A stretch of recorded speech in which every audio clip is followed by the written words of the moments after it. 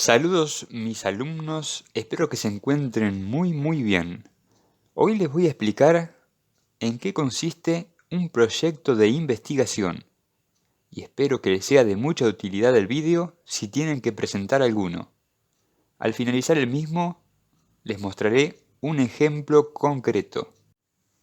Antes de emprender una investigación sobre una determinada área del saber, los investigadores, que pueden ser científicos, académicos, emprendedores, etc., suelen escribir un proyecto de investigación.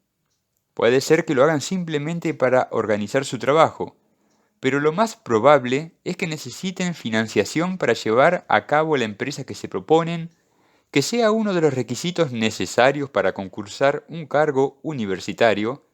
En caso de ganarlo, la investigación propuesta estará entre las obligaciones de quien lo gane o, entre otras razones, que esa investigación se proponga para acceder a un título académico, por ejemplo, a un doctorado. Los proyectos son presentados ante alguna entidad, usualmente del ámbito académico o científico-tecnológico, que dispone de proyectos de financiación. Allí, son evaluados por un jurado de especialistas que de manera imparcial y objetiva determinan si la investigación es viable y lo suficientemente valiosa en el sentido de que aportaría alguna novedad en algún ámbito del conocimiento como para ser financiada y o conferirle un grado académico a la persona que lo propone. Los proyectos de investigación se plasman en un documento que especifica de manera detallada y concisa el conjunto de procedimientos que se llevarán a cabo en la investigación, la o las hipótesis que se persiguen con esos procedimientos, el apoyo bibliográfico que se dispone en ese momento, las razones que justifican emprender el estudio que se propone y, entre otros puntos, el estado actual de ese problema. Los proyectos de investigación son muy variados, ya que muy variadas son las áreas del saber humano, y pueden caer dentro del ámbito de las humanidades, la ciencia, las artes, etc. Sin embargo, todos poseen algunos puntos en común que son los siguientes. Título. El título es una síntesis del tema que se va a estudiar y el enfoque que se seguirá. Planteamiento. Es una introducción al tema de investigación en el cual se lo define, caracteriza y enmarca. También cae dentro del planteamiento las interrogantes que se procuran responder. Antecedentes. Es una revisión de investigaciones anteriores, ya sean propias o de otros autores sobre la misma temática o algunas similares. Los antecedentes ofrecen un panorama general de los abordajes previos al tema a tratar. En ese punto es importante indicar en qué se diferencian del abordaje que se propone en la investigación actual y, en caso de que ocurra, qué aspectos serán tenidos en cuenta. Justificación.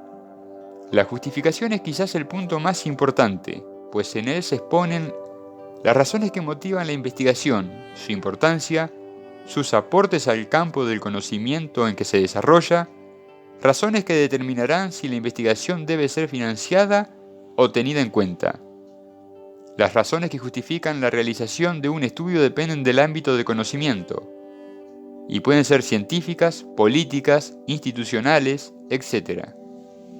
Marco teórico. Es la relación entre la teoría que constituye el soporte teórico, contextual o legal de la investigación y los pasos de la misma. Queda determinado al explicitar los ejes en los que se apoyará, las fuentes teóricas utilizadas y el porqué. Objetivos. Se explican el propósito principal del trabajo, lo que se denomina objetivo general, y los objetivos secundarios, asociados a las diferentes etapas de la investigación. Los objetivos deben enunciarse con verbos infinitivos. Marco metodológico. Es la descripción del conjunto de métodos y técnicas prácticas que se utilizarán en el proceso de investigación, recogida de datos, trabajo de campo, etc. Debe explicitarse por qué se elige tal o cual experimento en vez de otro, un cronograma de trabajo, una relación presupuestaria, etc. Bibliografía. Es la bibliografía consultada. Vamos a considerar a continuación un ejemplo de plan de investigación. Un tema que a mí me interesa mucho es el origen de las religiones.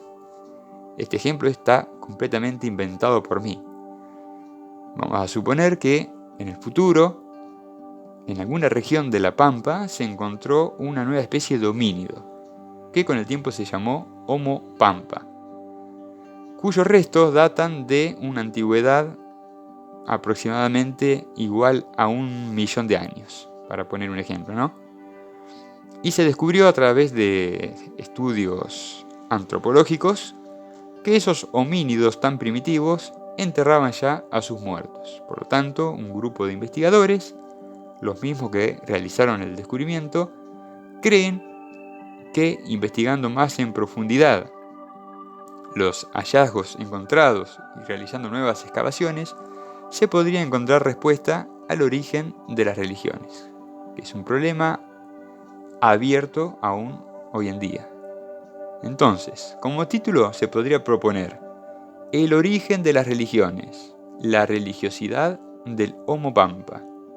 Con ese título estamos dejando en claro que nuestro objetivo es estudiar el origen de las religiones y que vamos a abordar ese estudio a través de la religiosidad del Homo Pampa.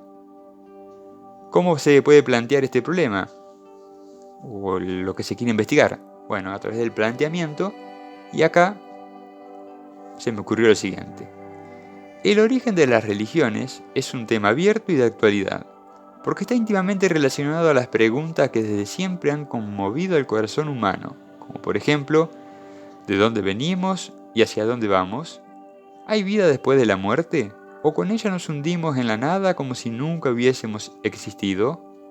Diferentes homínidos, además de Homo sapiens, han desarrollado el sentimiento de religiosidad, es decir, la capacidad de creer en uno o varios dioses o fuerzas sobrenaturales, según lo manifiestan los hallazgos antropológicos. Pero curiosamente, todos esos homínidos coexistieron entre sí durante un periodo de tiempo no inferior a los 40.000 años.